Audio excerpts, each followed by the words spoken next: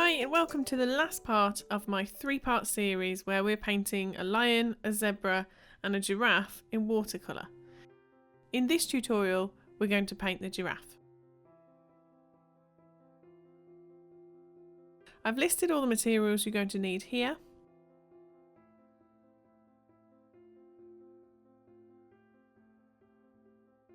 And you'll need your reference photo printed onto normal A4 paper. I've already gone through the image transfer process in previous videos, so if you need some more information on it, I suggest you check those out. Here I'm just going to quickly run through it. So take your printed picture, cover the back of the image in graphite, then flip it over, position it where you want it to be on the page. Take a pen and lightly draw around all of the important parts of the image. If you lift up the paper while you're drawing, you can see if it's transferring enough. And once you're happy with the image that you've transferred, we can carry on painting.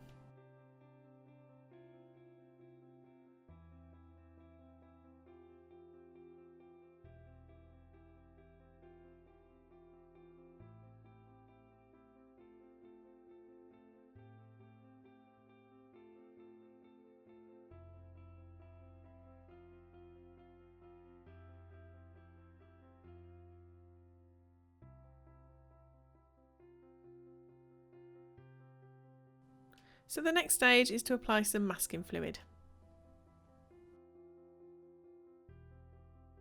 We don't need a lot of the masking fluid for this one. I'm just going to put it on the highlights in the eyes and around the nostrils. There's a few small hairs there, and also where the hairs are in the ears.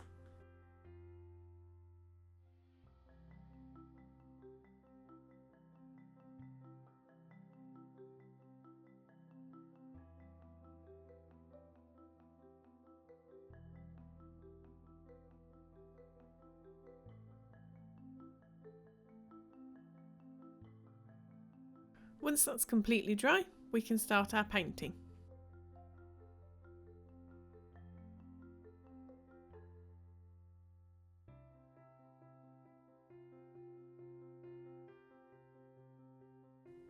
So as we've done previously, I've tested the colours that we're using, which are gamboge hue, yellow ochre, burnt sienna, burnt umber, purple lake and Payne's grey.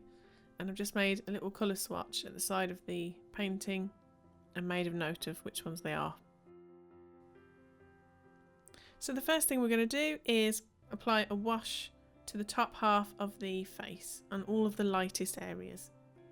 So I've just taken fresh clean water and put that layer down first.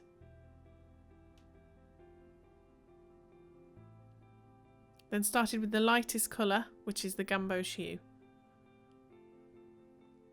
Using a smaller brush so I've got more control of where it's applied.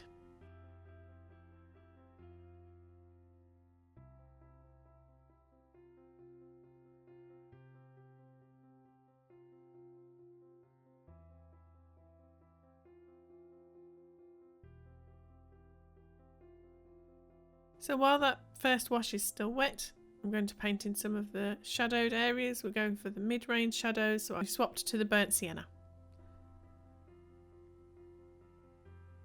So I've put in the shadows on the face, and I'm also starting to colour in the giraffe pattern.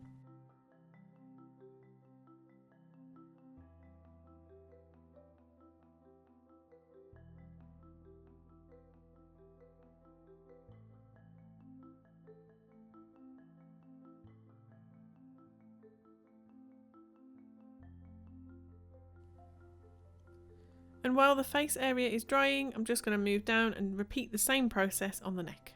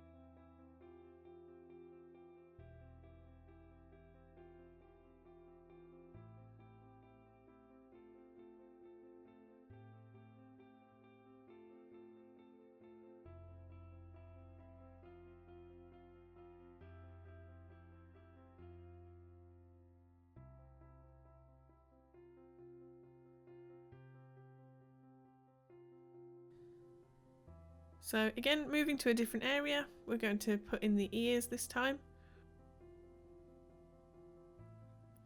So we've started with a wash, just fresh water, then using the gamboge hue to put in the highlighted areas around the edges of the ears, going darker as we're working towards the middle, using the purple lake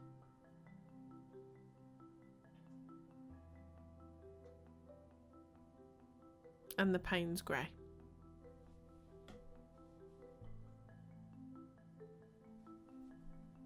Because we're using the wet in wet technique to do this first wash, all of the colours should blend together nicely with nice soft edges. You can see it already starting to blend and dry on the face.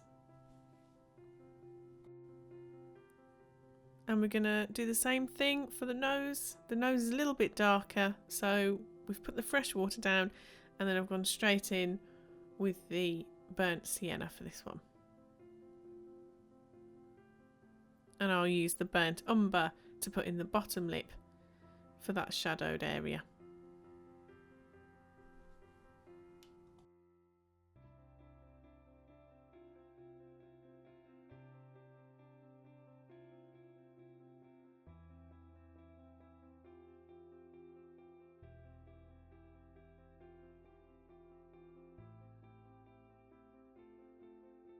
Okay, the first wash is done, so we need to let that dry. I'm going to mix a darker brown like I've done in the previous videos.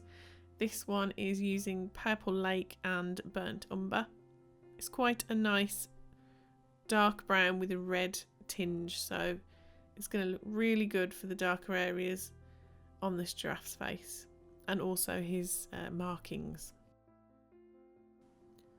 So I'm going to start at the top of his head or with his horns, and I've just applied some clean water, and what I'm doing is applying this darker paint that I've just mixed, but I'm not putting it on the whole area of where I've just put the water. I've only put it on the top. This way the paint that I'm applying now will blend nicely with the layer underneath, and it will have a nice soft edge because it doesn't go to the edge of where the water was. So I'm just going to use that process to fill in some of the darker shaded areas of his face.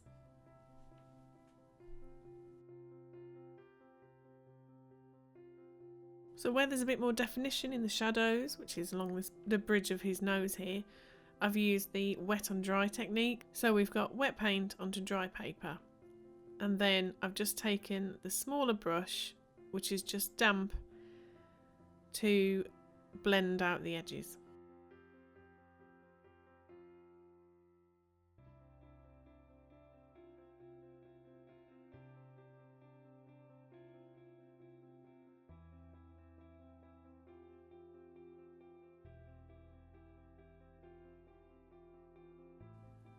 So while that area is still wet, I've just taken the opportunity to darken it a little bit. I'm just dropping in a stronger mix of paint onto the shadowed areas.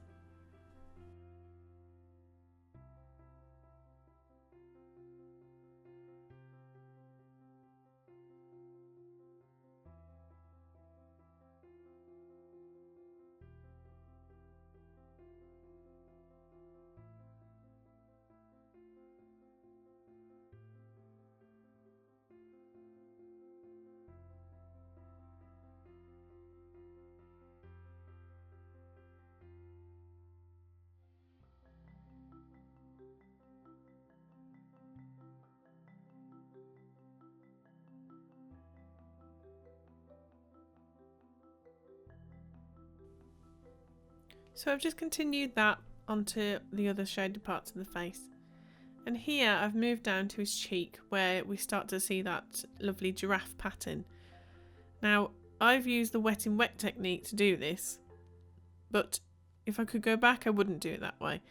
I would just use the wet on dry technique and block in those patches with it being dry paper. You can try either way. So I've used burnt umber to put the patches on the cheek in, and then I've just added in some Purple Lake to enhance the shadows and the darker parts of those patches.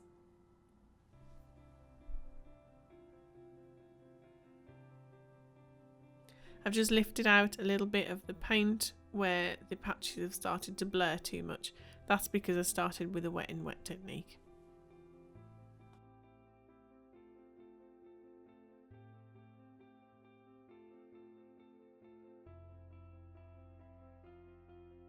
So I'm just repeating that process again for the neck, using the burnt umber to paint in the patch, and then dropping some Purple Lake or the Purple Lake and burnt umber mix that we made earlier onto the patch in different areas, just to create a bit of variety and to get those shadows in.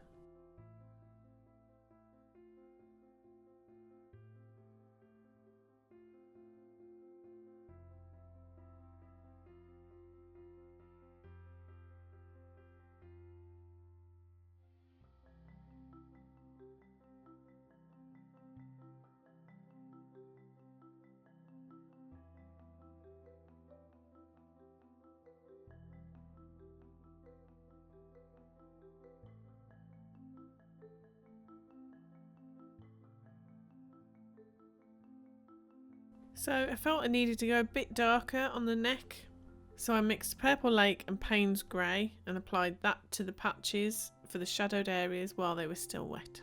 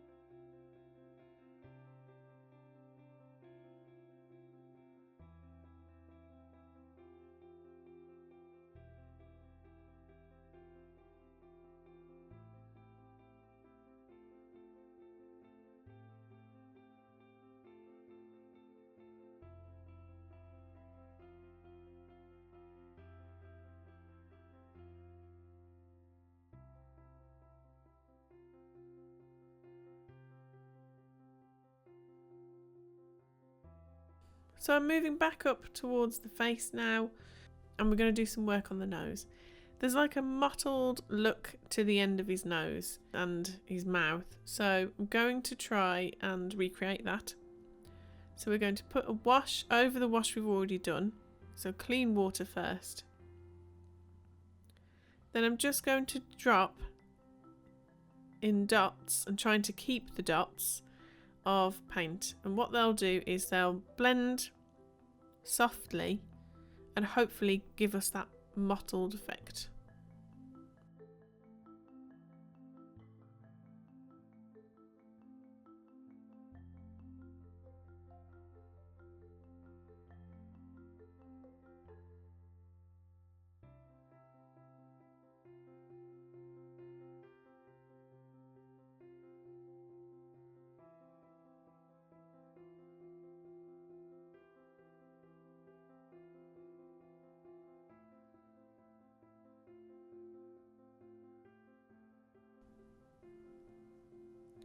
I've used the very dark Purple Lake and Payne's Grey mix to put in the chin, but I don't want to put a wash down first because it will blend with the one we've just done.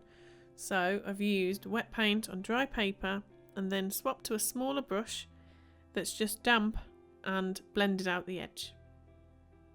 This way you've got more control over where your paint's going. This giraffe needs some eyes, so we're just going to put a first layer in. I'm just using the Purple Lake, and I just want to block in the whole of the eye. We've preserved the highlights earlier with the masking fluid, so we shouldn't be too worried about that. We want to make sure we get some nice eyelashes in, because giraffes have lovely eyelashes. But this is going to help us later on when we come to do the rest of the detail on the eye.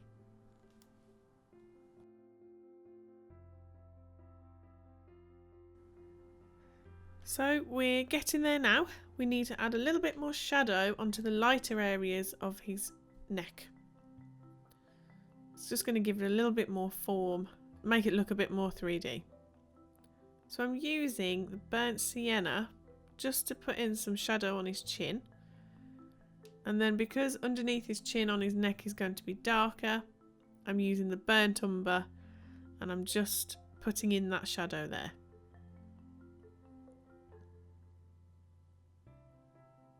I'm also going to enhance the shadow on some of the patches in that area to match how the shadow would be. So I'm just going over them again, adding another layer of paint, which is going to make it darker.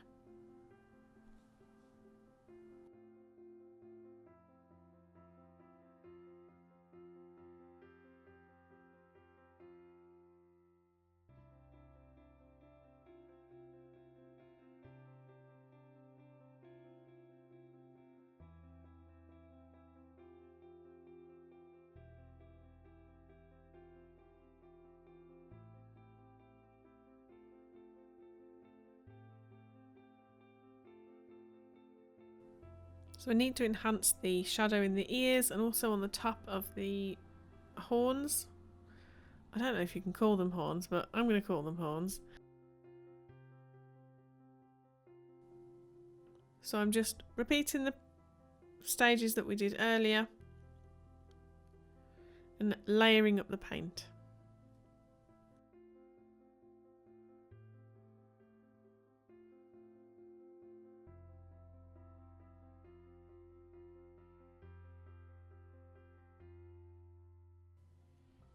So I'm not using very much water at all now at this stage. The more layers we put on, the less water we want to use because we want to see more detail. So I'm just using what I've got in the well with a damp brush and putting in a little bit of detail on those shadows, not too much.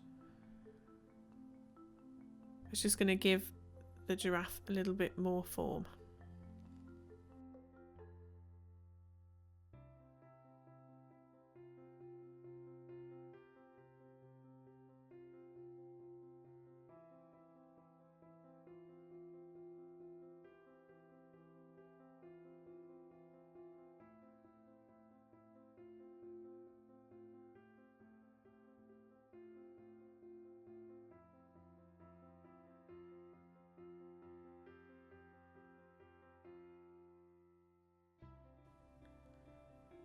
So putting in some more detail on the eye, we don't want to cover the purple lighter wash that we did completely because parts of the eye on the outside are a bit lighter.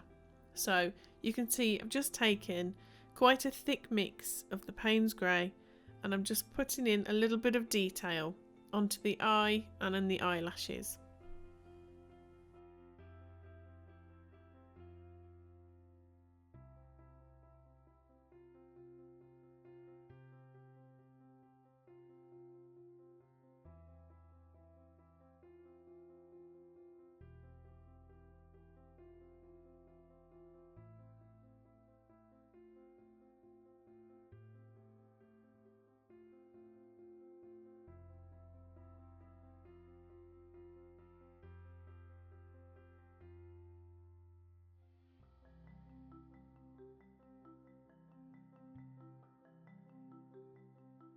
The shadows on the bottom lip and also on the patches on the cheek need enhancing, so I'm just going to go over them with another layer of paint.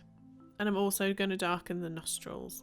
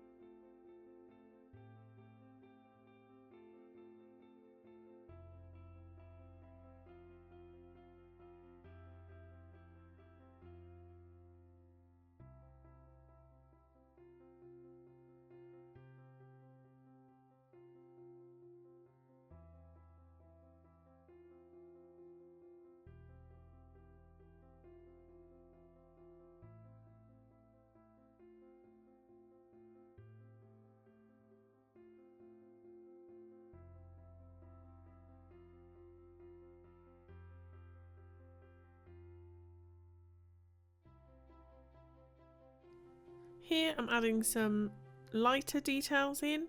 I'm using the yellow ochre just to go over certain areas to put in a few fine details.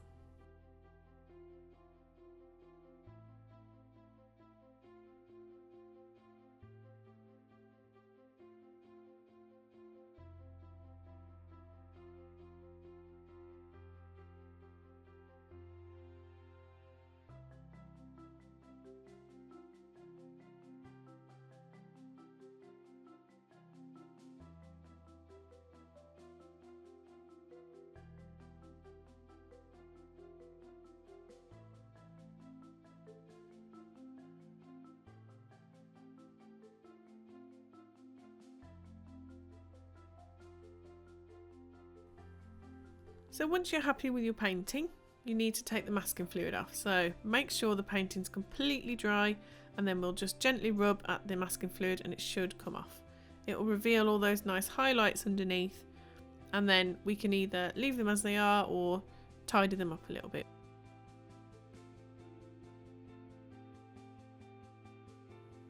I'm also using an eraser just to get rid of the pencil lines.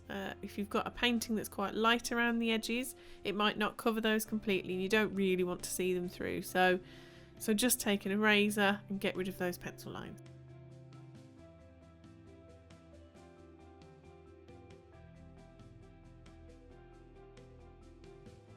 And there we have it.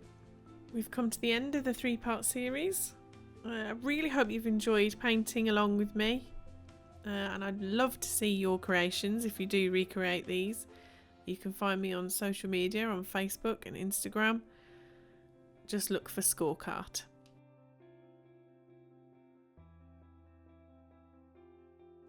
Don't forget to subscribe if you want to see more content like this, and I'll see you again for another tutorial. Bye for now.